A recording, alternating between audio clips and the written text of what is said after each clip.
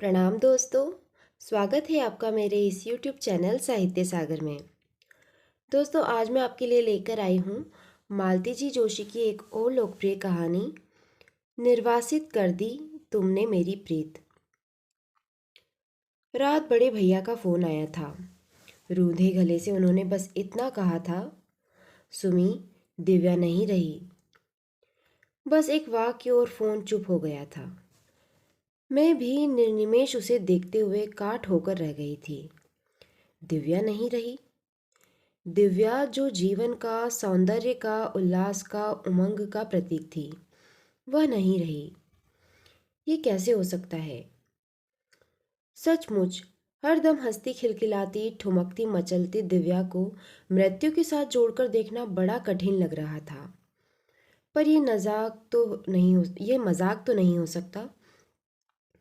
ऐसा क्रूर मजाक, और वह भी बड़े भैया, क्यों करेंगे? इस धक्के से उबरने में मुझे कोई आधा घंटा लग गया। जब मन थोड़ा स्वस्थ हुआ तो मैंने ही फोन लगाया। इस बार लाइन पर छाया थी। ठीक तो है, वही तो सबसे पास है।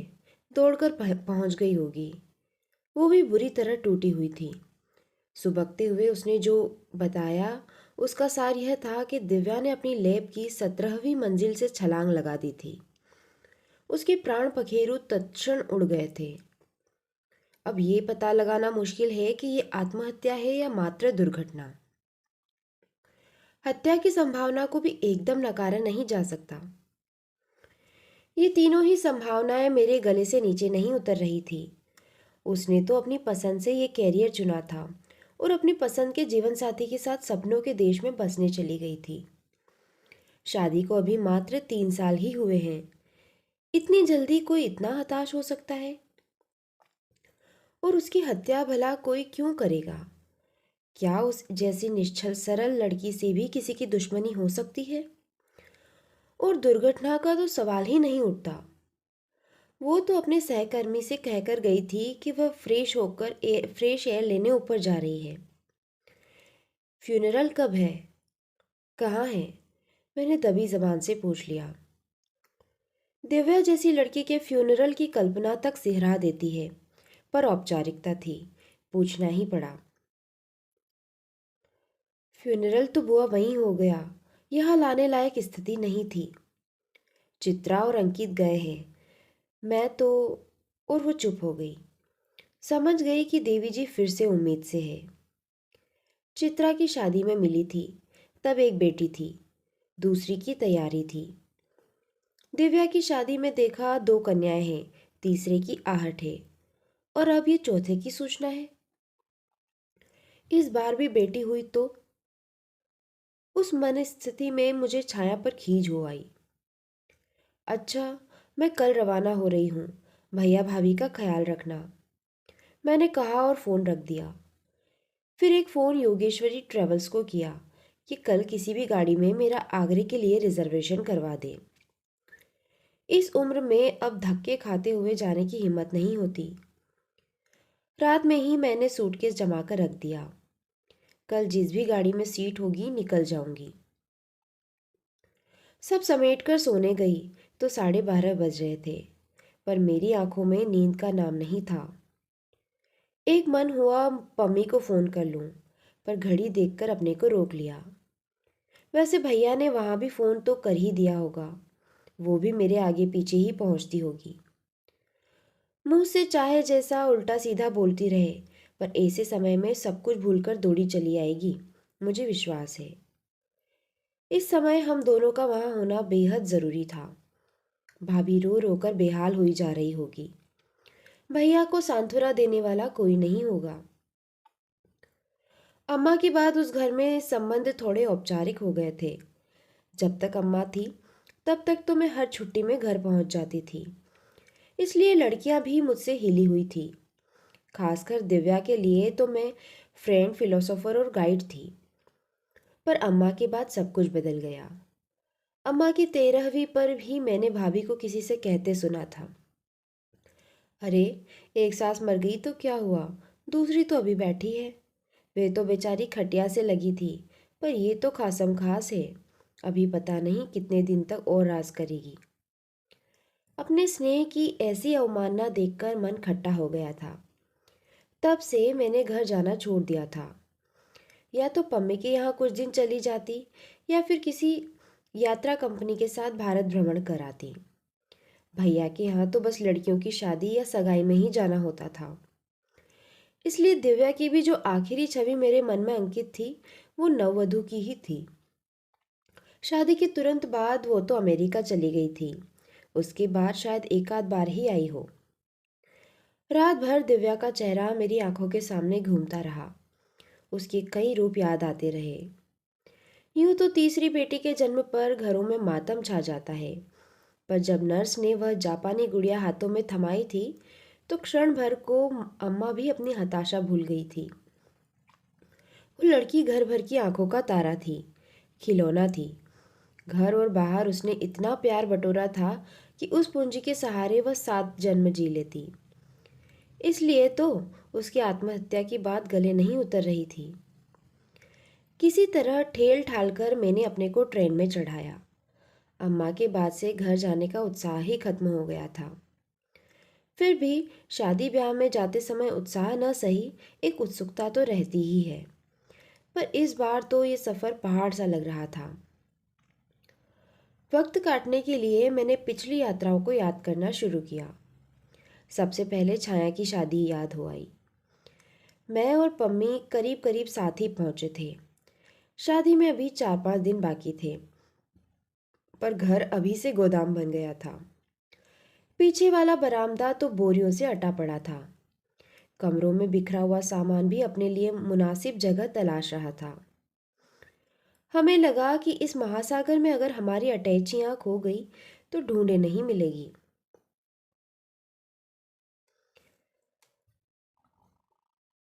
नहा धोकर हम लोग सुस्ता ही रहे थे कि एक तोंदियल सा शख्स दाखिल हुआ।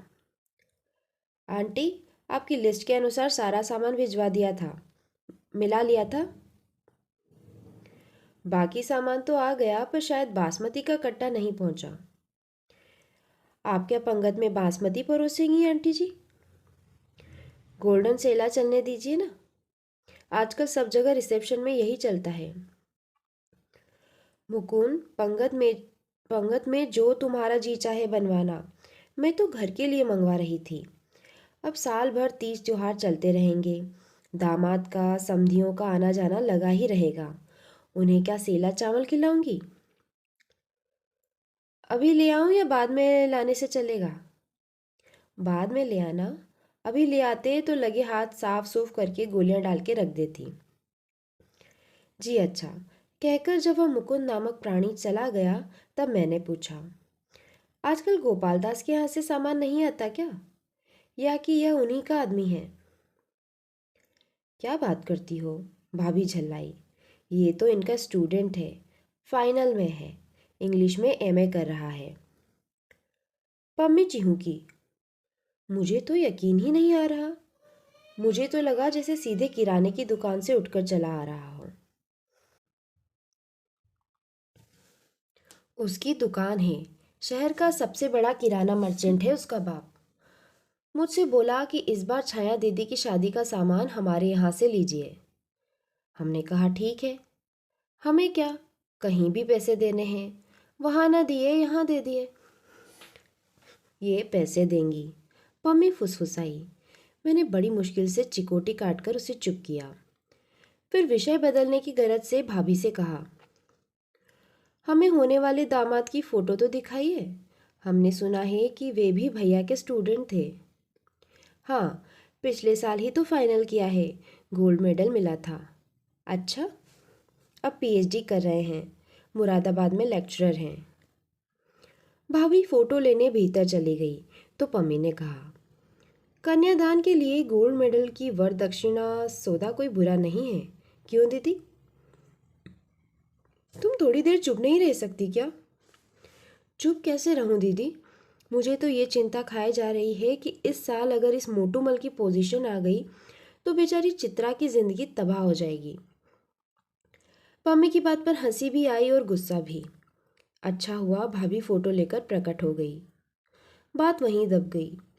हम लोग फोटो का मुआयना कर रहे थे कि एक सुदर्शन सा नवयुवक एक मिस्त्री टाइप व्यक्ति के साथ मंच पर अवतरित हुआ। आंटी जी, आप इलेक्ट्रिशियन के लिए कह रही थी ना? ले आया हूँ। क्या क्या काम करवाना है बता दीजिए। सामान ले आए? कैसा सामान? एक तो बिजली की झालरें चाहिए, पूरे कंपाउंड में मकान में लगेगी। 2 ठो बड़े पंखे चाहिए, एक बरामदे में लगेगा और एक छत पर। 2 ठो पंखे और 2 कूलर जनवासे में भी लगेंगे। हाँ, वहाँ एक रंगीन टीवी भी चाहिए। दूसरे दिन इतवार है, वे लोग महाभारत देखेंगे और देखो, एक बड़ा सा फ्रिज 2 दिन पहले से ही यहाँ आ जाए। हलवाई ने कहा है कि बंगाली मिठाई फ्रिज में ही रखी जाएगी। वो लड़का मुंह बाएं भाभी की फरमाइशें सुनता रहा, फिर धीरे से बोला, ये सब सामान कहाँ से आएगा? अब ये भी मैं बताऊंगी। अजीब आदमी हो, हाथ हिलाते चले आए। सामान नहीं होगा तो इस बिजली वाले का मैं क्या अचार डालूंगी? लड़का अपना सा मुंह लेकर बाहर चला गया, साथ में वो मिस्त्री भी।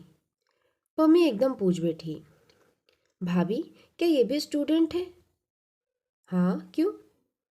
तो इस साल इसे ही गोल्ड मेडल दिलवा दीजिए। क्यों? उस समय पता नहीं कहाँ से चित्रा कमरे में टपक पड़ी। पम्मी की उससे कभी नहीं बनी। इस बार भी पम्मी को अपमानित करते हुए कसेले सुर में बोली, उसे तुम्हारी सिफारिश की जरूरत नहीं है छोटी बुआ। आलोक हमेशा से टॉपर रहा है। चित्रा शायद सेफ की चाबी लेने आई थी, लेकर चली गई, पर वातावरण को बड़ा असहज बना गई। मैंने वातावरण को थोड़ा हल्का बनाने की कोशिश करते हुए कहा, दरअसल भाभी, लड़का इतना सुंदर है कि हमें लगा चित्रा के साथ उसकी जोड़ी खूब जमेगी।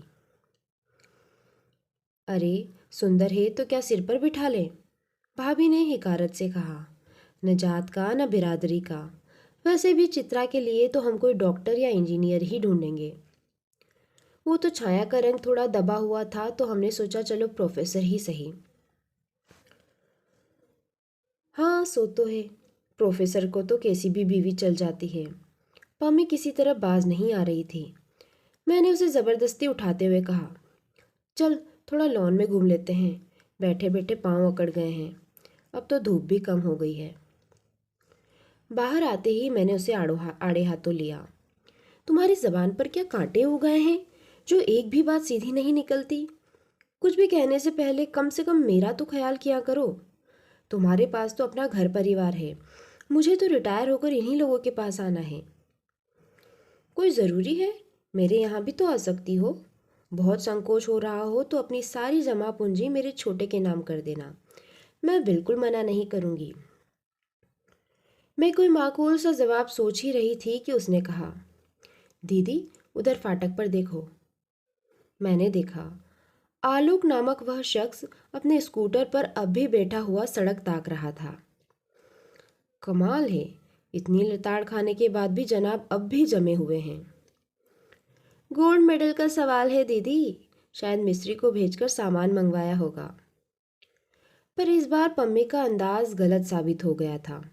बाद में पता चला था कि बिजली का काम भी मोटूमल ने ही अंजाम दिया था, इस फिक्रे के साथ कि ये काम क्या उस घूंचू के वश का है। उस समय आलोक को मिस्त्री का नहीं किसी और का ही इंतजार था। एकाएक वो सतर्क होकर खड़ा हो गया। एक साइकिल सड़क से सरपट आती हुई सर्र से फाटक में भीतर दाखिल हुई और उसके साथ साथ आलोक भी। वो दिव्या थी, स्कूल से लौटी थी। आते ही दोनों में तकरार शुरू हो गई। ये वक्त है तुम्हारा घर लौटने का? घड़ी देखी है? ओफो, नाराज क्यों होते हो? एक्स्ट्रा क्लास थी आज फिजिक्स की। फेंको मत, जुलाई में कहीं एक्स्ट्रा क्लास होती है? लगती है बाबा, हमारे यहाँ 10th और 12th के लिए वीक में 2 बार लगती है, उसने रुआसी आवाज़ में कहा। और आप अभी जाना मत, मैं अभी तैयार होकर आई। कहाँ जाना है? मार्केट, और कहाँ? चूड़ियाँ लेनी है, मेकअप का सामान खरीदना है, टेलर के यहाँ से लहंगा उठाना है। तो जाओ जल्दी करो। वैसे ही वह मुड़ी, उसने हम लोगों को देखा। अरे, आप लोग कब आई? आलोकदा, ये दोनों मेरी बुआ है। ये सुमी बुआ और ये पम्मी बुआ। उसने शालीनता से हाथ जोड़ लिए। दिव्या ने हमारे पाँव को हल्का सा स्पर्श किया और भीतर भाग गई। जाते हुए फिर एक बार आलोक को रुकने के लिए जता गई। ऐसा शायद पहली बार हुआ था कि उसने मेरा इतना औपचारिक अभिवादन किया हो। नहीं तो वो हर बार बस लिपट जाती थी, झूम जाती थी, मचल जाती थी कि अभी सूटकेस खोलकर दिखाइए कि हमारे लिए क्या लाई हैं। थोड़ा बुरा तो लगा, पर मैंने मन को समझा लिया कि दिव्या अब बड़ी हो गई है, बच्ची नहीं रही। और सचमुच जब वह तैयार होकर बाहर आई तो मानना पड़ा कि वो बड़ी हो गई है। स्कूल यूनिफॉर्म में गुड़िया सी दिखती दिव्या सलवार सूट में एकदम आकर्षक युवती लग रही थी। वो बाहर आई तो भाभी भी साथ थी। दोनों में खूब चकचक हो रही थी। मुझे देखते ही दिव्या बोली, अच्छा बुआ, फंक्शन में एक आध दिन लिपस्टिक लगाने में कोई हर्ज है क्या? मैं भाभी का मुड़ देखकर जवाब सोच रही थी कि भाभी ही बोल उठी, अरे जब एक आध बार ही लगानी है तो अलग से खरीदने की क्या ज़रूरत है? अजब तमाशा है, तीनों का सामान अलग आएगा। बड़ी तो खैर दुल्हन है, पर ये दोनों तो सांझे में काम चला सकती है कि नहीं? एक हमारा ज़माना था, घर में एक पाउडर का डिब्बा आता था, घर भर वही लगाता था। हमारा आपका ज़माना बहुत पीछे छूट गया भाभी। हमारे यहाँ तो वह इकलौता पाउडर का डिब्बा भी बाबूजी से छिपा कर लाना पड़ता था, नहीं तो घर में महाभारत मच जाता था। तब तक आलोक और दिव्या फाटक तक पहुंच चुके थे। आलोक ने स्कूटर स्टार्ट किया और दिव्या उछलकर पीछे बैठ गई। उनकी आंखों से ओझल होते ही पम्मी ने एक विशिष्ट भंगिमा से मेरी ओर देखा। मैं कुछ समझ पाती इससे पहले ही भाभी ने उसका मतलब भांप लिया। तमक कर बोली, पम्मी जी, ज़्यादा चतुराई न झाड़ो। सुमी कुछ समझे न समझे, हम तुम्हारे इशारे खूब समझते हैं। बेटों वाली हो ना, इसलिए तुम्हारी नाक ऊंची है। हमें तो पग पग पर इन लड़कों का मुंह जोड़ना पड़ता है। इस जमाने में लड़कियों को क्या कहीं अकेले भेजा जा सकता है? फिर तुम्हारे भैया तो हमेशा कहते रहते हैं कि तुम एक बेटे के लिए रोती रहती हो। तुम्हारे तो इतने बेटे हैं, इन्हें ही अपना समझो। कहते कहते उनका गला भर आया था। अनजाने ही पम्मी ने उनकी दुखती रग छू दी थी। बड़ी मुश्किल से उन्हें शांत किया। इसके बाद मैंने पम्मी से कसम ले ली थी कि जितने दिन रहेगी शराफत से रहेगी। एक बार भी बदतमीजी की तो मैं उसी दम भोपाल लौट जाऊंगी। इसके बाद पम्मी ने तो शराफत ओढ़ ली, पर मेरी ही नज़रें चोर बन गई। जब भी वे दोनों साथ होते, मैं अनचाहे उनकी ही गतिविधियों को नोट करती रहती। उस घर में आलोक की कोई हैसियत हो न हो, दिव्या के लिए उसका शब्द आदेश था। हर काम में, हर बात में आलोक का सहयोग और सहमति आवश्यक थी। अल्पना के लिए आलोक का सर्टिफिकेट चाहिए, नहीं तो वो उसे मिटाकर दोबारा बनाएगी। मेहंदी का डिज़ाइन वे पसंद करेंगे। दिव्या के चेहरे पर कौन सी हेयर स्टाइल फबेगी, इसे भी वे ही तय करेंगे। कपड़ों का चुनाव तो उन्हीं को करना था। गरज ये कि हर बात में उनकी मुहर का लगना ज़रूरी था। लेडीज संगीत वाले दिन की घटना याद आ रही है। उस दिन दिव्या ने खूब रंग जमाया। मुझे तो पता ही नहीं था कि वो इतना अच्छा नाच लेती है। उस दिन बहुत सुंदर लग रही थी। किसी ने कहा, दिव्या, तुम्हारा चुन्नी बेस मोरपंखी है ना? शादी वाले दिन लम्हे वाला डांस बागों में मोर नाचे, मज़ा आएगा। नहीं, एक गरज सी सुनाई दी। हम सब चौंक पड़े। तब तक हमें आलोक की उपस्थिति का एहसास ही नहीं था। हमें पता ही नहीं था कि बरामदे में बैठा वही कैसेट चला रहा था। शादी में कोई नहीं नाचेगा, उसने सख्त लहजे में कहा। क्यों? दिव्या ने इतराकर पूछा। ये कोई फिल्मों का सेट है कि घर की लड़कियां नाचेगी? पता है, ठेठ गांव की बारात है और गांव में नाचने वाली लड़कियों को अच्छी नज़र से नहीं देखा जाता। पर मेरे इतने महंगे सूट का क्या होगा? अपनी शादी पर पहन लेना, पर इस शादी में नाच वाच नहीं होगा, कह दिया। और सचमुच नाच नहीं हुआ और न ही दिव्या ने वो सूट पहना। पर उसने जो भी पहना था उसमें भी वह गजब ढा रही थी। देखने वालों की आंखें उस पर अटक जाती थी। आलोक को यह भी सहन नहीं हुआ, डपट कर बोला, तुम्हें दौड़ दौड़ कर कोल्ड ड्रिंक सर्व करने की क्या ज़रूरत है? ये इतने सारे बेरे कहाँ यहाँ किस लिए हैं? फिर मुझसे बोला, बुआ जी, इसमें तो ज़रा भी अकल नहीं है। ज़रा आप ही इससे समझाइए कि इन उज्जड़ गवारों को तो देखिए, कैसे आँख फोड़ फोड़ कर घूर रहे हैं, जैसे लड़की पहली बार देख रहे हों। मेरा वश चले तो किसी को उनके सामने ही न पड़ने दूं। और सचमुच उसने ऐसा ही किया। दिव्या को बुरा तो लगा होगा, पर वो आलोक की अवज्ञा नहीं कर सकी। ये उम्र ऐसी ही होती है, हम जिसे चाहते हैं उसकी हर बात सिर माथे लेते हैं। दिव्या उम्र के उसी मोड़ पर थी। आलोक उससे 4-5 साल बड़ा था, इसी नाते उसे हिदायतें भी दे रहा था, उसकी हिफाजत भी कर रहा था। मैं परेशान हो उठी। मैंने जिस सच को 4 दिन में पकड़ लिया था, क्या भैया भाभी उससे अनजान होंगे? या कि उनकी नज़रों में दिव्या अब भी बेबी ही थी? या कि फिर यह मेरा ही भ्रम था? चित्रा छाया से 3 साल छोटी थी। 3 साल बाद उसकी भी शादी का नंबर आ गया। एमएससी में टॉप करके चित्रा उन दिनों आसमान में उड़ रही थी। आईएएस बनने के ख्वाब देख रही थी। भैया ने अपनी लाडली के लिए आईएएस दूल्हा ही ढूंढ दिया। मैं और पम्मी तो छाया की शादी में ठाठ देखकर ही दंग रह गए थे, पर चित्रा की शादी देखकर लगा कि वह ठाठ बाट तो कुछ भी नहीं था। इस बार घरातियों के लिए एक शानदार बंगला किराए पर लिया गया था।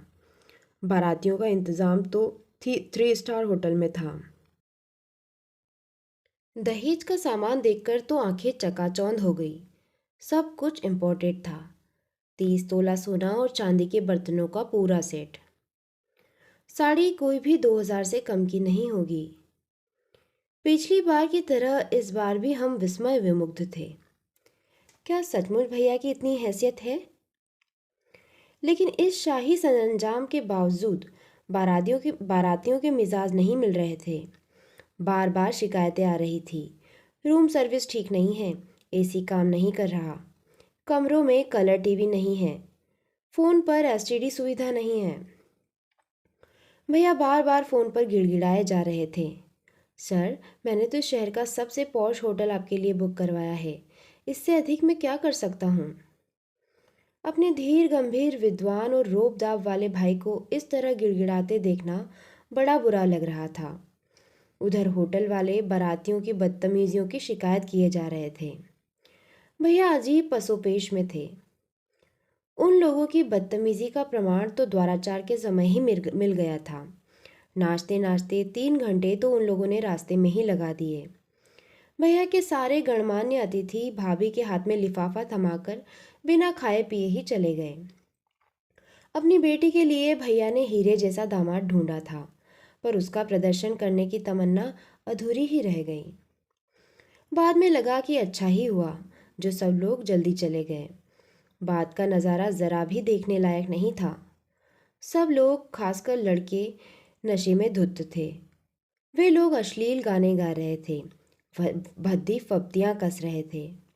वे लोग कोल्ड ड्रिंक में होली खेल रहे थे, गिलासों को फुटबॉल की तरह लुढ़का रहे थे। एक दो वेटरों के साथ तो झूमा झपटी भी हो गई। सजे संवरे पंडाल का उन्होंने पल भर में नक्शा बदल दिया। कैटरर्स के साथ बदसलूकी की तो वह जाने की धमकी देने लगा। अब भैया कभी उसके हाथ जोड़ रहे थे तो कभी उन लड़कों के। मेरा तो खून खौल उठा था। बड़ी मुश्किल से अपने ऊपर जब्त किया। ऐसा न हो कि अपनी वजह से रंग में भंग हो जाए। उधर भाभी बार बार आंसू पोंछते हुए अपने भाग्य को कोस रही थी। काश एक बेटा होता तो आज बाप के साथ खड़ा होता। वहाँ जो एक सुपुत्र थे, यानी कि sir in law professor Jitendra, बड़े ही निर्लिप्त भाव से सारा तमाशा देख रहे थे। मौका पाते ही उन्होंने हंसते हुए कहा, बुआ जी, देख रही हैं ना, अब इन्हें पता चलेगा कि बारातियों के नखरे क्या होते हैं। हमारा तो गवई गांव का परिवार था, उसे धर्मशाला में टिका दिया, 5 मिठाइयों वाली पंगत दे दी और छुट्टी पा गए। हमारा तो खैर कोई सवाल ही नहीं था, हम तो लिहाज में ही मारे गए। पापा जी को तो अब आनंद आ रहा होगा। पापा जी की फजीहत का सबसे ज़्यादा आनंद तो खुद जितेंद्र ही उठा रहे थे।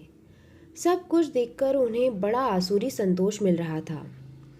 मुझे तो छाया पर तरस आ रहा था। दीन दुनिया से बेखबर बस अपनी चुटकी में ही मगन थी। एक गोद में और एक पेट में। दोनों बच्चों ने उसे हलकान कर रखा था। दूसरों की ओर ध्यान देने का उसे अवकाश ही नहीं था। सबसे ज़्यादा ताव तो मुझे चित्रा पर आ रहा था। महंगा ब्राइडल मेकअप करवाकर ऐसे तनी बैठी थी मानो विश्व सुंदरी का खिताब जीत लिया हो। लड़के पापा का अपमान कर रहे थे, मखौल उड़ा रहे थे, बेजा फरमाइश कर रहे थे। उसे जैसे किसी चीज़ से सरोकार ही नहीं था। स्टेज पर बैठी मंद मंद मुस्कुरा रही थी। अपने नए नवेले पति से बतिया रही थी। ये लड़की है या बर्फ का गोला? मेरा तो ये सब देख देख कर खून खोल रहा है। पर इसे देखो, माथे पर शिकन तक नहीं है। दीदी, खून खून में फर्क होता है, पम्मी ने गंभीरता से कहा। हमारा तुम्हारा खून खोलता है क्योंकि वो पसीने की कमाई से बना है। यहाँ का हाल तो तुम जानती हो। पम्मी बात कड़वी करती है पर अक्सर सच होती है। सचमुच हम लोग तो इतना अपमान बर्दाश्त ही नहीं कर पाते। मुझे 22 साल पुरानी घटना याद हो आई। बारातियों के वही परंपरागत तेवर थे। वधू पक्ष उसी तरह क्षमा याचना की मुद्रा में खड़ा था। मान मनुहार हो रही थी। पता नहीं किससे क्या बदसलूकी हो गई थी कि बाराती नाराज हो गए। दूल्हे की घोड़ी दरवाजे पर रोक दी गई थी। मान मनोवल का दौर जारी था। छज्जा मेरी सहेलियों से पट गया था। सब दूल्हे को देखने के लिए बेताब थी और दूल्हा था कि दूर सड़क पर ही खड़ा हो गया था। खुसर फुसर सुनकर मुझसे भी कमरे में नहीं बैठा गया। मैं भी अपनी बनारसी साड़ी संभालती हुई सखियों के पीछे आ खड़ी हुई।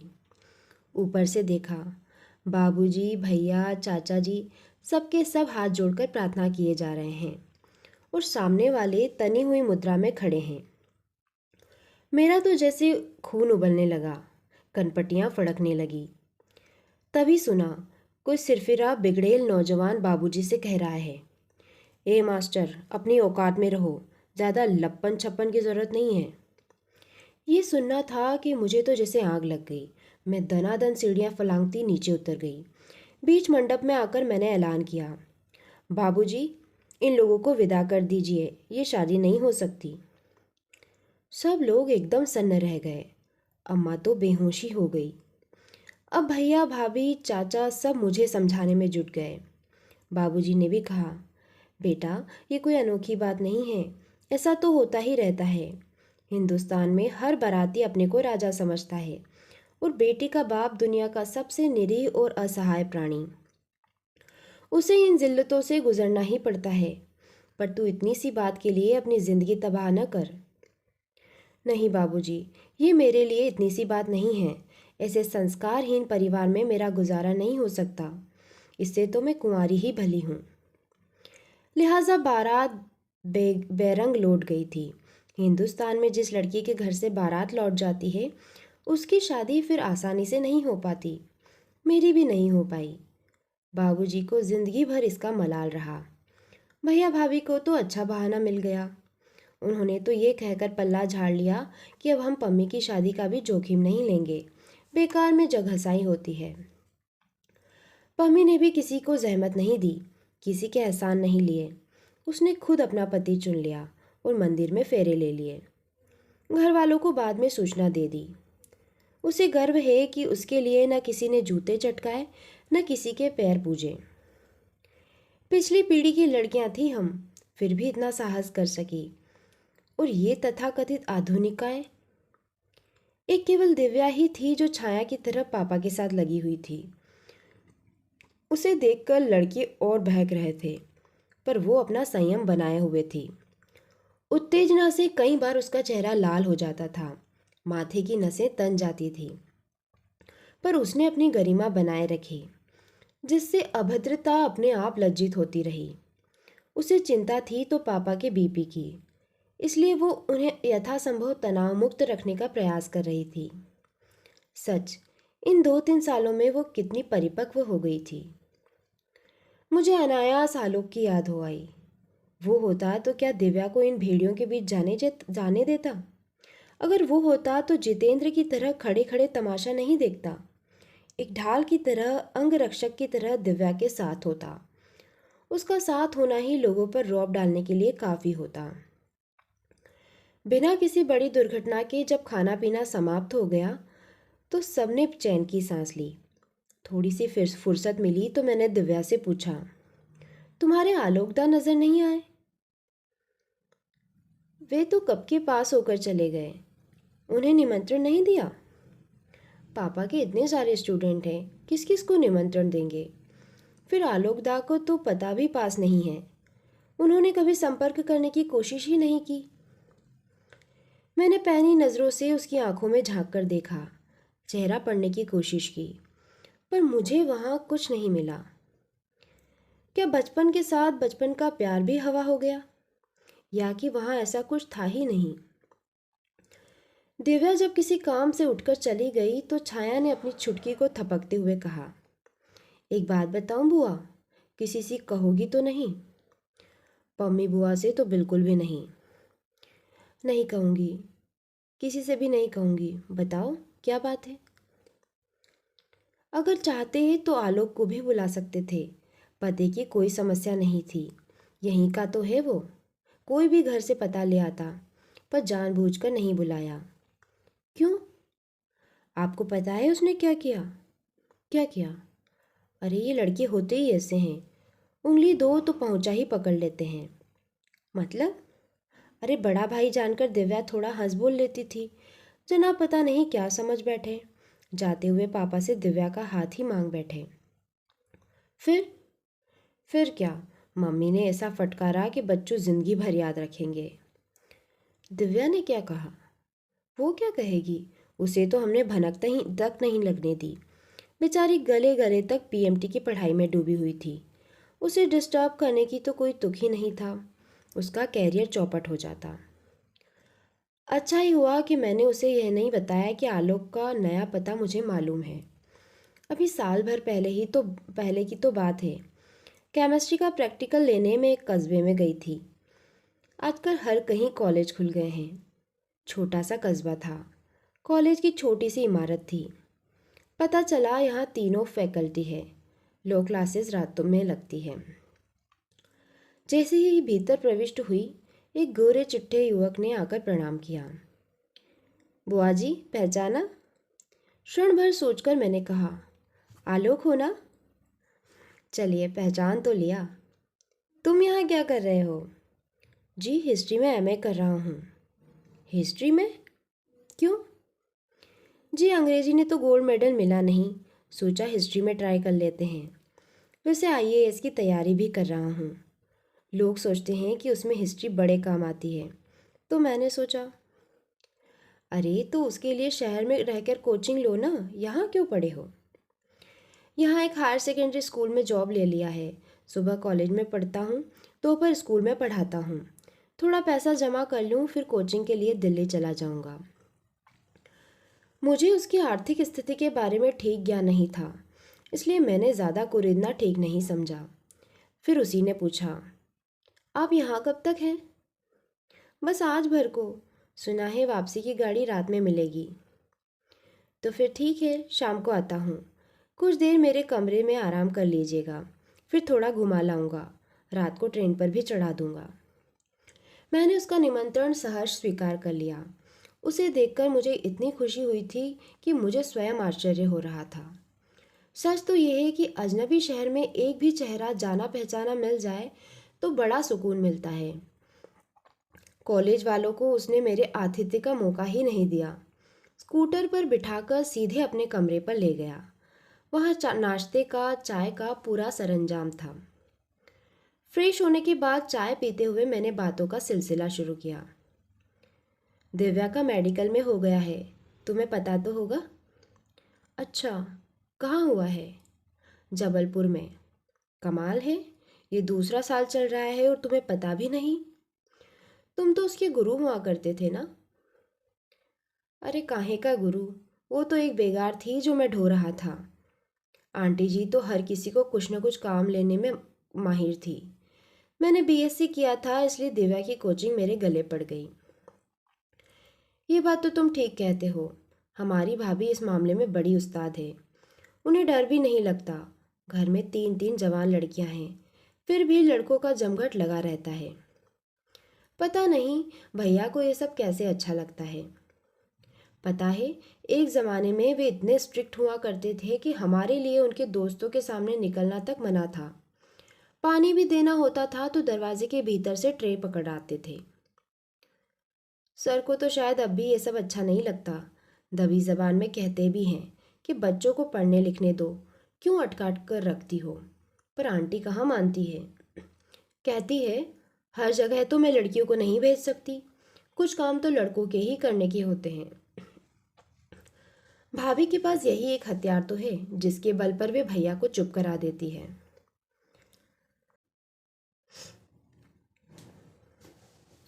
माफ कीजिए, पर आपके भैया इतने बेचारे भी नहीं हैं। गुरु निंदा नहीं करनी चाहिए, पाप लगता है। पर सच बात जबान पर आ ही जाती है। सर खुद कुछ नहीं कहते, बस आंटी के कंधे पर रखकर बंदूक चलाते हैं। मतलब? आंटी सिर्फ काम ही करवाती है ऐसा नहीं है, दुनिया भर का सामान भी मंगवाती रहती है। जिसने भी पैसे मांगे समझ लो हमेशा के लिए खारिज हो गया। और घर के कमाऊ व्यक्ति को यह तो नज़र आता ही होगा कि घर में जो बेहिसाब सामान आ रहा है वो उनकी आमदनी के अनुपात में बहुत ज़्यादा है। फिर भी वे चुप रहते हैं। इसका मतलब साफ है कि उनकी इस मामले में मूक सहमति है। मैं चुपचाप चाय गटकती रही। जवाब में कहती भी क्या। आपके सामने ये सब कहना अच्छा नहीं लग रहा, पर एक बार बात चल निकली है तो रोकना भी मुश्किल है। मुझे गोल्ड मेडल नहीं मिला, बहुत बुरा लगा। किसी और को मिलता तो शायद इतना दुख नहीं होता, पर वो बनिए का बेटा मुकुंद हम सबसे बाजी मार ले गया। इसके लिए वो साल भर तक सर के घर का आटा पिसवाता रहा, टेलीफोन और बिजली के बिल भरता रहा, उनकी गाड़ी धुलवाता रहा। छाया दीदी की शादी का तो सारा इंतज़ाम उसके ज़िम्मे था। उसका फल भी उसे मिल गया। मेरी न तो इतनी हैसियत थी, न यह तरीका मुझे गंवारा था। सर ने जितेंद्र भैया को भी इसी तरह मैरिट दिलवाई थी। मुकुंद के समय भी उन्होंने यही उठापटक की, खुद अपने हाथों से निबंध के पॉइंट्स बना बनाकर उसे दे दिए थे। मैंने मुकुंद की फाइल में खुद देखे थे। एक यही पेपर तो था जिसमें मैं मात खा गया। लोग कहते हैं आजकल के लड़कों को गुरुओं पर श्रद्धा नहीं रही। आप ही बताइए, ऐसे में श्रद्धा टिक सकती है क्या? लड़का वाकई बहुत हताश, बहुत उदास हो गया। मैंने उसकी पीठ थपथपाई। कहा, तुम तो बहुत ज़हीन लड़की हो आलोक। हर कहीं तो ये मुकुंद तुम्हारा रास्ता नहीं रोक सकता।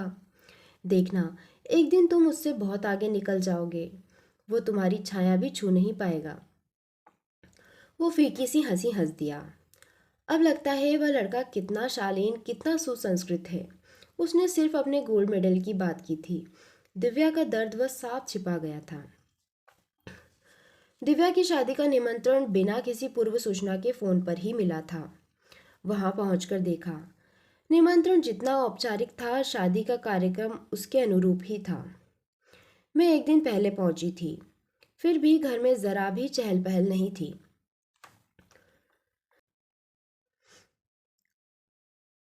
मेहमानों के नाम पर मैं थी, पम्मी थी, दिव्या के मामा मामी थे और छाया, चित्रा का परिवार। पता चला बाराती भी कुल जमा 5 ही होंगे। वे लोग सुबह की फ्लाइट से आएंगे, घर में चाय नाश्ता होगा, फिर सब लोग आर्य समाज मंदिर चलेंगे। वहाँ ज़रूरी रस्में करवाई जाएंगी। लौटते हुए होटल में शानदार खाना होगा और शाम की फ्लाइट से वे लोग दुल्हन को लेकर रवाना हो जाएंगे। मैंने कहा, ये क्या बात हुई भैया? इस घर की, इस पीढ़ी की यह आखिरी शादी है। कुछ तो धूमधाम होनी चाहिए। शाम को एक अच्छा सा रिसेप्शन ही दे देते। अपनी लाडली से पूछो, वो इसी शर्त पर राजी हुई है। नहीं तो रजिस्टर्ड मैरिज के लिए ही अड़ी हुई थी, पर हमारा मन ही नहीं मान रहा था। हमने कहा सादगी से ही सही, संस्कार तो होने चाहिए। बड़ी मुश्किल से तैयार हुई है। दिव्या ने कहा, अब इस घर में 2-2 हंगामे हो तो चुके हैं। तीसरा नहीं भी हुआ तो क्या फ़र्क पड़ता है। अब तुम ही बताओ बुआ, उतना सब झेलना क्या अब पापा के वश का है? फाइनेंशियली भी और फिजिकली भी। He is a weak man, you know. और वो काम तो ऐसा है कि एक बार शुरू हो गया तो समेटने वाला कौन है। रिटायरमेंट के बाद अब तो विद्यार्थियों का आसरा भी नहीं रहा। मैं दुल्हन बनकर मंडप में बैठ जाऊंगी तो लोगों से कोई पानी पूछने वाला भी नहीं होगा। हमारी दीदी लोगों के मिजाज तो तुम देख ही रही हो। और फिर जब लड़के वालों को इन चीज़ों में कोई दिलचस्पी नहीं है तो हमें क्या पड़ी है। भाभी बता रही थी कि तुमने गहने कपड़े कुछ भी लेने से इनकार कर दिया है। ये बताओ कि अब देने के लिए इन लोगों के पास कुछ शेष भी है। दोनों शादियों में पापा को एकदम निचोड़ कर रख दिया है। अब जो ग्रेजुटी और फंड वगैरह की रकम मिली है वही उनकी जेब में कुलबुला रही है। यही सब कुछ मुझ पर खर्च देंगे तो बाकी ज़िंदगी का क्या करेंगे, किसका मुंह देखेंगे। अपने को फ़कीर बनाकर यदि मुझे कुछ देते भी हैं तो वो मेरे साथ तो जाएगा नहीं, सास के लॉकर में पड़ा रहेगा, उनके वार्डरोब की शोभा बढ़ाएगा। इससे क्या तुक है। उन लोगों ने कुछ मांग नहीं की। नहीं, सिर्फ मेरा एयर फेयर मांगा है। मैं तो इसके लिए भी तैयार नहीं थी, क्योंकि शादी के बाद ये एक तरह से उनकी जिम्मेदारी है। पर पापा ने कहा मुझे कम से कम बेटी की विदा करने का श्रेय तो लेने दो, तो मुझे चुप होना पड़ा। मैं तो दंग रह गई। वो नन्ही सी गुड़िया कितनी समझदार हो गई थी, कितनी दूर तक का सोच रही थी। अपने मम्मी पापा की उसे कितनी चिंता थी। भैया के तीनों बच्चों में वह सबसे ज़्यादा सहृदय और समझदार थी। वही लड़की अब इतनी दूर जा रही थी। खुशी की बात यह थी कि लड़का भी बड़ा हंसमुख और सुलझा हुआ था। पिछले 6 सालों से बाहर था, पर अभी तक अपनी संस्कृति अपनी सभ्यता को भूला नहीं था। लोग भी बड़े सज्जन लगे। नहीं तो अपने ग्रीन कार्ड होल्डर बेटे को कोई यूं सौंप देता है। अपनी बर्थ पर लेटे लेटे अविनाश का दिव्या के पति का चेहरा याद करने की कोशिश कर रही थी। देखने में तो वह बड़ा सौम्य और सुशील लग रहा था, पर जो युवक 6 साल तक अकेले अमेरिका जैसे देश में रहा हो उसके बारे में क्या कहा जा सकता है। हो सकता है उसका वहाँ कोई अफेयर हो और माँ बाप की मर्जी की खातिर ही वह इस शादी के लिए राजी हुआ हो। पर उसके माँ बाप इतने दकियानूस तो नहीं लगे। न ही दिव्या इतनी दब्बू थी कि चुपचाप अन्याय सह लेती। वो तो उल्टे पैरों वापस आ जाती। फिर कहाँ क्या गड़बड़ हो गई। इन 3 सालों में मुझे उसका एक ही पत्र मिला था। अपने उस एकलौते पत्र में वह अपने काम से अपने जीवन से बड़ी खुश नजर आ रही थी। वह आमाशय की किसी बीमारी पर रिसर्च कर रही थी। पत्र में उसने अपनी लैब, वहाँ के साधन, वरिष्ठों के सहयोग और प्रोत्साहन के विषय में विस्तार से लिखा था। उसने पत्र में लिखा था कि बुआ, अगर यही सब हमें अपने घर में मिलने लगे तो अपनी जड़ों से कटकर कोई इतनी दूर क्यों जाना चाहेगा। दरअसल उसे खुद अपनी जड़ों से कटना, अपनों से दूर जाना बहुत साल रहा था। शादी वाले दिन भी मुझसे कह रही थी अगर मेरा वश चलता तो मम्मी पापा को इस उम्र में अकेला छोड़कर मैं कहीं नहीं जाती।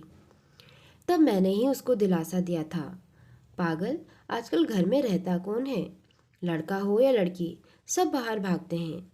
सबकी अपनी महत्वाकांक्षाएं होती है, इसलिए माँ बाप भी बाधा नहीं डालते। तुम अपने अविनाश को ही ले लो, उसे घर छोड़े कितने साल हो गए। और आजकल तो टेलीफोन है, हवाई जहाज है, दुनिया इतनी सिमट गई है कि दूरियों का पता ही नहीं चलता। घर इस बार भी मेहमानों से भरा हुआ था, पर इस बार माहौल में वो रौनक नहीं थी।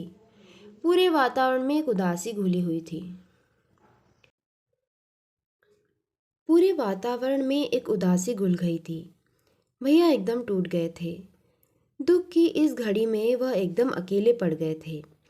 भाभी रो रो कर बेहाल हुई जा रही थी। उन्हें अपनी सुध ही नहीं थी, वो भैया को क्या देखती। घर में उनके पीहर वालों का ही जमघट था। वे 24 घंटे उन्हीं को घेरे रहते। छाया को भी बच्चों की साथ संभाल से जितना वक्त मिलता वो माँ बाप की सेवा शुश्रूषा में लगा देती। भैया के लिए किसी के पास वक्त नहीं था, या फिर उनके दुख का किसी को अंदाज़ा नहीं था। मेरे वहाँ पहुँचने से भैया को बहुत राहत मिली। पम्मी भी आ जाती तो बहुत अच्छा होता, पर उसका अभी अभी अपेंडिक्स का ऑपरेशन हुआ था। वो इतना लंबा सफ़र करने की स्थिति में नहीं थी। मातम पुरसी वालों का तांता लगा हुआ था। उनके पास भैया को ही बैठना पड़ता था। छाया को छोड़कर जितेंद्र भी अपनी नौकरी पर लौट गए थे। मैं पहुंच गई तो लोगों से मिलने का भार मैंने अपने ऊपर ले लिया। लोगों को सहानुभूति कम और उत्सुकता ज़्यादा थी। क्या हुआ, कैसे हुआ, क्यों हुआ, वे लोग प्रश्नों की झड़ी लगा देते। दुख तो ये था कि इनमें से एक भी प्रश्न का उत्तर मेरे पास नहीं था। हम लोग खुद चित्रा और अंकित की प्रतीक्षा कर रहे थे। उन लोगों ने वहाँ से बस एक बार फ़ोन किया था, सिर्फ अपने सकुशल पहुँचने की सूचना दी थी और कहा था बाकी बातें घर आकर होगी। मतलब ये कि हमारे लिए वे दुख की घड़ियाँ भी निरापद नहीं थी। मन में तरह तरह की शंकाओं का ज्वार उठता रहता था। रोज़ की डाक में करीब 5-6 पत्र आ जाते थे। उनका जिम्मा भी मैंने अपने ऊपर ले लिया। सोच लिया था कि एक आभार पत्र छपवाकर सब दूर भेज दूंगी। इसके लिए भैया को परेशान नहीं करूंगी। 2-3 दिन बाद मैंने भैया से धीरे से पूछा, दिव्या की ससुराल से कोई नहीं आया?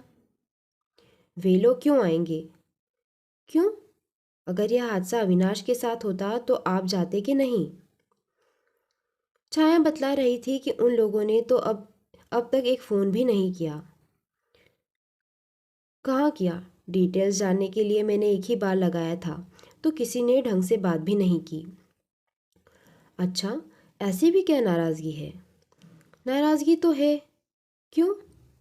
भैया ने टोल लेने की गरज से इधर उधर देखा, फिर बोले, चल ऊपर छत पर चलते हैं, थोड़ा खुली हवा में बैठेंगे, यहाँ तो दम घुटने लगता है। आपको सीढ़ियाँ चढ़ना मना है ना? अरे कुछ नहीं होता, जब इतना बड़ा घाव झेल गया तो एक आध बार सीढ़ी चढ़ने से कुछ नहीं होगा। मैं समझ गई कि खुली हवा का तो बहाना है, भैया मुझसे कुछ कहना चाहते हैं, इसलिए मैंने प्रतिवाद नहीं किया। छत पर हमेशा की तरह 2 बैत की कुर्सियां पड़ी हुई थी। वहां बैठकर थोड़ा सुस्ताने के बाद भैया बोले, ये बात मैंने तुम्हारी भाभी को भी नहीं बताई थी, किसी को भी नहीं बताना, पर अब लग रहा है मन में रखे रखे मेरी छाती फट जाएगी, इसलिए तुमसे कह रहा हूँ, सिर्फ तुमसे। आप मेरी ओर से निश्चिंत रहिए भैया, आपकी बात कहीं नहीं जाएगी, सिर्फ मुझ तक ही रहेगी। इसका विश्वास है तभी तो। भैया कुछ देर चुप रहे, फिर बोले, एक बार उनका फ़ोन आया था। किसका? दिव्या के ससुर का? हाँ, बोले अविनाश वापस आना चाहता है, आकर यहाँ अपना नर्सिंग होम खोलना चाहता है। मुझे पहले से पता नहीं था, मैंने तो अपनी सारी पूंजी अभिलाष को दे दी, अब मेरे पास कुछ भी नहीं है। अभिलाष कौन? उनका बड़ा बेटा? हाँ, पति पत्नी दोनों डॉक्टर हैं। दोनों ने सरकारी नौकरी छोड़कर अपना नर्सिंग होम शुरू किया है। 3 मंजिला बिल्डिंग बना ली है। आपने क्या जवाब दिया? मैंने कहा, देखिए, मुझसे जो भी बन पड़ेगा मदद करूँगा, पर मेरे पास एक मुश्त इतनी रकम कहाँ है कि नर्सिंग होम बन सके। 3 बेटियों की शादी कर चुका हूँ। तो तपाक से बोले, हमने तो आपसे कुछ नहीं लिया, न ही शादी में एक पाई भी खर्च होने दी। तो क्या अब वसूलने का इरादा है?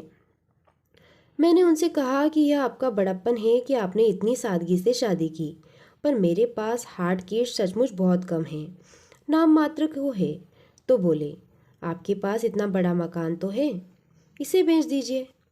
वैसे भी आप तो 2 प्राणी हैं, इतने बड़े मकान का क्या करेंगे? कहीं अच्छा सा फ्लैट ले लीजिए, मेंटेन करने में भी सुविधा रहती है। फिर आपने क्या कहा? क्या कहता, मेरा तो दिमाग सुन्न हो गया था। मैंने कहा, सोचकर बताऊंगा, तो दूसरे दिन फिर उनका फ़ोन आ गया। मैंने कहा, देखिए, ये मकान मेरे अकेले का नहीं है, ये मेरी पुश्तैनी संपत्ति है, इस पर मेरी बहनों का भी हक है, बेटियों का भी। कुछ भी करने से पहले सबकी सहमति लेनी होगी, अगर बेचता हूँ तो सबको हिस्सा भी देना पड़ेगा। मुझे तो आज पहली बार पता चला कि इस मकान पर मेरा भी हक है। मैंने मन ही मन बाबूजी की दूरदर्शिता को धन्यवाद दिया कि उन्होंने ज़मीन बेचकर शहर में एक हवेली नुमा मकान खरीद लिया था। उनकी नौकरी में तो यह कभी भी संभव नहीं था। मुझे खुशी भी हुई कि भैया इस पर हमारे हक को स्वीकार भी करते हैं। खुशी के उस आवेश में मैंने कहा, भैया, औरों की बात तो मैं नहीं जानती, पर मैंने अपना हक आपको दिया। भैया सूखी हंसी हंसकर बोले, अब तो खैर उसकी कोई ज़रूरत नहीं है, पर तुम्हारे विषय में मैं उस समय भी निश्चिंत था। पर और लोग अपना हक कैसे छोड़ देते, और क्यों छोड़ते? पम्मी को तो मैंने शादी पर कुछ नहीं दिया था। छाया को 3 बेटियां ब्याहनी हैं। चित्रा की ज़रूरत नहीं है, फिर भी सबको देने के बाद जो बचता है उसमें या तो हमारे सिर पर छत बचती या अविनाश का नर्सिंग होम खड़ा होता। फिर मैंने उन्हें अपनी समस्या बताई तो बोले, देखिए, वो मेरा बेटा है, उसके लिए मैं तो कुछ न कुछ करूँगा ही, चाहे मुझे पत्नी के गहने ही क्यों न बेचने पड़े। आपके कान में बात डालने का मकसद सिर्फ इतना था कि वो आपका भी कुछ लगता है, इसलिए इसलिए आपका भी कुछ फ़र्ज़ बनता है। इस समय वहाँ रिसेशन चल रहा है, बाहर वालों को ज़बरदस्ती रिटायर करके स्वदेश भेजा जा रहा है, इसलिए वो बहुत इनसिक्योर फील कर रहा है। मैं उसे आश्वस्त करना चाहता हूँ। कहने को तो घर में भी एक नर्सिंग होम है, पर वहाँ उनका काम करना ठीक नहीं होगा। वो हमेशा अपने आप को भाई का मातहत समझेगा। इस समय उसकी मनस्थिति इतनी विचित्र है कि ज़रा से में वो ईगो हर्ट हो सकता है। भैया, मुझे तो ये सारा प्रोजेक्ट ही विचित्र लग रहा है। फिर उन्होंने एक और सुझाव दिया, अब ऐसा क्यों नहीं करते कि ऊपर अपने लिए 2 कमरे बनवा लें, नीचे का हिस्सा बच्चों के लिए छोड़ दें, वे अपने हिसाब से उसे डेवलप कर लेंगे। भैया, मुझे लगता है उनका शुरू से ही ये मकसद रहा होगा। वे बड़ी चतुराई से धीरे धीरे असली बात पर आना चाहते थे। क्या पता, मुझे अगर पता होता कि ये सवाल दिव्या की ज़िंदगी से जुड़ा है तो 1 मिनट में मकान खाली कर देता, भले ही सारी ज़िंदगी सड़क पर गुजारनी पड़ती। आपने दिव्या से तो बात की होगी? हाँ, मैंने डॉक्टर साहब से सोचने के लिए थोड़ा और वक्त मांग लिया और दिव्या को फ़ोन किया। सुनकर वो तो जैसे आसमान से गिरी, उसे तो कुछ भी पता नहीं था। मुझे तो मालूम है वो जो भी काम करती है लगकर करती है। उस समय भी वो अपनी रिसर्च में मशरूफ़ थी। उसकी दुनिया लेब में ही सिमट कर रह गई थी। बाहर कैसी हवा बह रही है उसे मालूम नहीं था। उसने कहा, पापा, अब परेशान ना हो, मैं 2 दिन बाद फ़ोन करती हूँ। फिर क्या? हाँ, पूरे 6 दिन बाद किया। बताया कि किसी गलत इंजेक्शन के कारण अविनाश के एक मरीज़ की मृत्यु हो गई थी। उसे सस्पेंड कर दिया गया है। उस पर डीई चल रहा है। उसे अपना लाइसेंस छिल जाने का डर है, इसलिए वह जल्द से जल्द भारत लौटना चाहता है। इतनी बड़ी घटना हो गई और दिव्या को, उसकी पत्नी को कुछ पता नहीं था। यही तो। वैसे इसमें दिव्या का भी दोष है। उसे भी थोड़ा चौकस रहना चाहिए था। पति की हर बात का ध्यान रखना चाहिए था। मेरे फ़ोन के बाद उसने अविनाश से बात की, तब भी उसने कुछ नहीं बताया। ये तो उसने बाहर से पता लगाया। जब उसने अविनाश से सफाई मांगी तो वो उल्टे उस पर ही बरस पड़ा कि तुम मेरी जासूसी करती हो। ये कब की बात है? यही कोई 3 महीने हुए होंगे। उसने कहा था, पापा आप फ़ोन मत करना, मैं ही कर लिया करूँगी। हमेशा बाहर से ही करती थी, क्योंकि अविनाश पूरे समय घर में ही रहता था। फिर एक दिन समधी जी का फ़ोन आया। बहुत नाराज़ थे। बोले, ये तो हमारी आपस की बात थी, आपने बच्चों तक क्यों जाने दी? अब बेटा मुझ पर बिगड़ रहा है कि मैंने उसके ससुराल वालों के सामने हाथ फैलाकर उसे जलील किया है। ये उसका आखिरी फ़ोन था। और दिव्या का 15 दिन पहले आया था। बस कुशल क्षेम से ज़्यादा कुछ नहीं बोली। इन दिनों वैसे भी वह बड़ी डाउन लग रही थी। उसकी आवाज़ की वह खनक गायब हो गई थी। अब तो चित्रा वगैरह आएंगे तभी कुछ पता लगेगा। क्या पता लगना है? मेरी अंतरात्मा जानती है कि उसने आत्महत्या की है। उस जैसी खुददार लड़की अपमान और जिल्लत की ज़िंदगी जी नहीं सकती थी। काश वो यही लौट आती। जैसे जैसे दिन बीत रहे थे, मातम पुरसी करने वालों की भीड़ छंट रही थी। हम लोग भी बार बार वही सब दोहराने की ऊब से बच गए थे। जिस दिन आलोक आया हॉल एकदम खाली था। उसे देखकर मुझे ज़रा भी आश्चर्य नहीं हुआ। जानती थी जहाँ भी होगा खबर लगते ही दौड़ा चला आएगा। पर उसने बताया कि यह मात्र संयोग था। वो बहन की शादी में घर आया था। दिव्या के बारे में यहीं आकर पता चला। बताया कि वो आजकल असम में है, कलेक्टर है। बहन की शादी है तो पत्नी के साथ आई होगी ना? मैंने पूछा। जानना चाहती थी कि अब तक कुंवारा बैठा है या शादी कर ली। पत्नी आई तो है पर उसे यहाँ नहीं ला सका। घर में मांगलिक कार्य है ना। माँ मातमपुरसी पर आने की इजाज़त नहीं देती। मैं तो खुद बिना बताए आया हूँ। जाने से पहले एक बार फिर आऊँगा तो आरती को भी साथ लेता आऊँगा। भैया पूरे वक्त गुमसुम बैठे रहे। उन्होंने आलोक को देखकर भी अनदेखा कर दिया।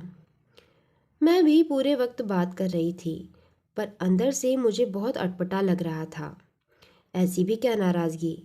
वो शख्स शादी वाले घर में छुपकर आपके दुख में हिस्सा बटाने चला आया है। आप उससे दो बातें भी नहीं कर सकते?